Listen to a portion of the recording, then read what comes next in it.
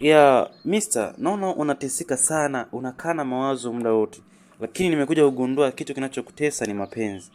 Hivyo basi, katika hii dunia, ili uweze kuishi vizuri, uishi kwa raha mstarehe. Hii dunia ina maisha mafupi sana ya mwanadamu, na mwanadamu aliyezaliwa na mwanamke siku zake za kuishi zinahesabika. Na kitu ambacho kinatesa hisia za watu ni mapenzi. Hivyo mapenzi ukiweza kuyatumikia vizuri yatakufanya uishi maisha yenye burudani na maisha mazuri na uweze kutimiza ndoto zako. Mapenzi ni hisia zinazoteka watu wengi, hasa kundi la vijana walio wengi. Hivyo ukitaka kuishi vizuri katika hii dunia, pata mtu anayekupenda na umpende na kujali umjali.